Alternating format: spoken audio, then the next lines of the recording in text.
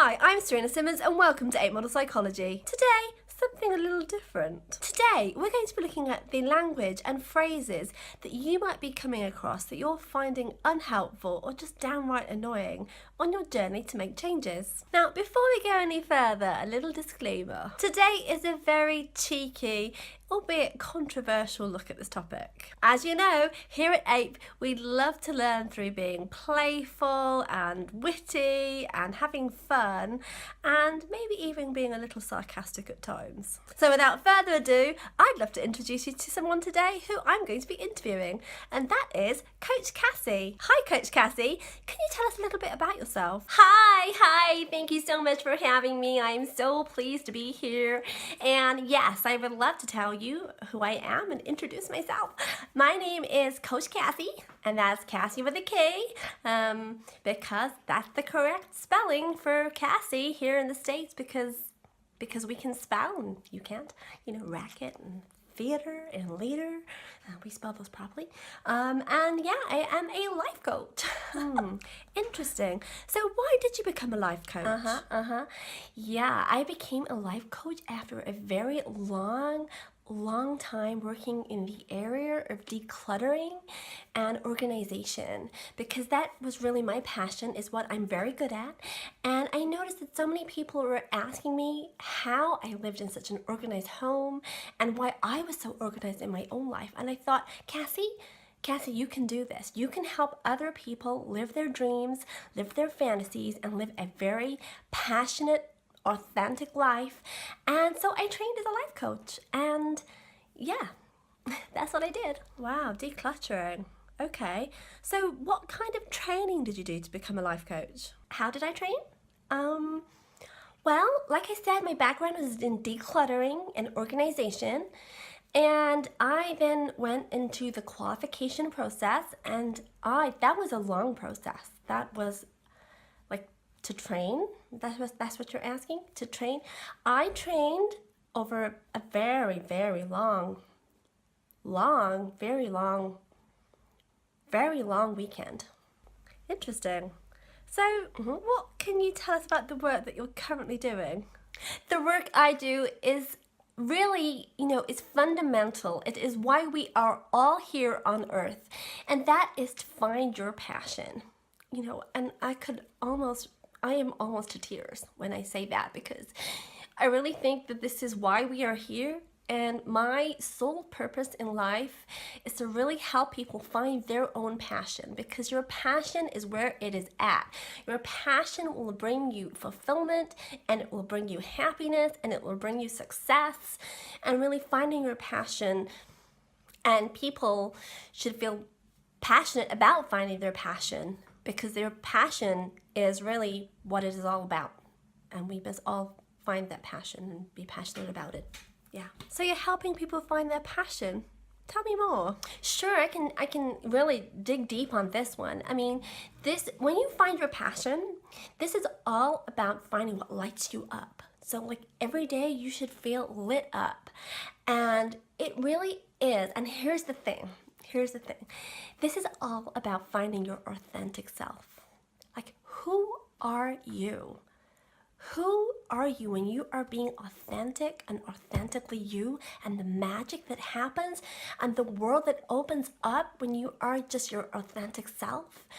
And when you really show up, really show up in that space of authenticity, that is where the magic happens. So yeah. I am all about digging deep on this authenticity, finding your authentic path to your passion, and really having you live that every single day with authenticity and with passion, passionately being authentic. That is where the magic happens. Interesting, Cassie. Thank you for that. Do you think you could consolidate this into any specific tips that we could take away? So what would some of your top tips be for doing this? Yeah, I have a series of strategies and tips that I would love to pass on to you. The first tip would be to find your tribe. Surround yourself with people who know the highest part of you and who help you live the highest part of yourself. So that tribe, that community of people, the tribe and the the tribal rhythms that come through that tribe that really resonates, and the resonations that you get from the tribe, and how the tribe can really support you in you being your authentic, passionate self. That is tip number 1. Tip number 2 is knowing how to hustle. Like, you have to know how to hustle. And I have been a hustler my whole life, so, confession, I'm a hustler.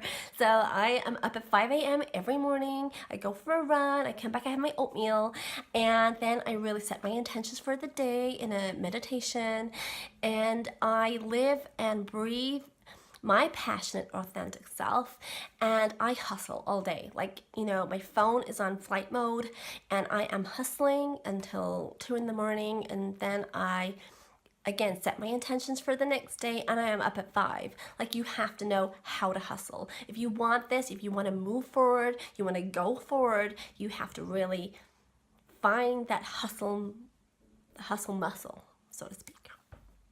Tip number 3 is you've got to give 110% of yourself. That's right. You have to really make sure you show up every day and you are giving 110, even sometimes 111%. Let's face it, this chisel has to be done. So you give 110% and you have to show up every day and do that. So let me get this straight. I've written this down. So you're saying that your top tips are finding your authentic self, finding your tribe, hustling, and giving 110%. Yes, thank you. I'm so glad that those tips resonate for you, and I just want to end by saying that this is all really about living that passionate life and really finding that inner goddess or that inner God in you. And everybody can do this. You can really live your best life. Take notice of the signs in the universe. Quantum science. This is all working for you, in alignment with you. The alignment is lining up ahead for you, and the mechanica of the quantums are all working in your favor. You just have to really tap into your highest self, your authentic self, find your space, find your passion, live your best self, and hustling, moving forward is how you find your best life with the mechanica and the quantums and the passion in you. That is where it comes from, and anyone can do it. Yes. Thanks, Cassie. That's really helpful. Yes, excuse me. I just have one more thing to add before you go, and that is a call to action. And the call to action is that you can download my downloadable at the downloadable part of the site of mine, of CoachCassie.com, and you just need to go to finding your authentic self without the need to hustle 24/7.com /.com at CoachCassie.com. That is your call to action. So I really invite you to go and click on that link to start your best life, because your best life can start today. You can give that 110% today to live your best life. So thank you for your time, and I've been Coach Cassie, helping you live your best life. Bye.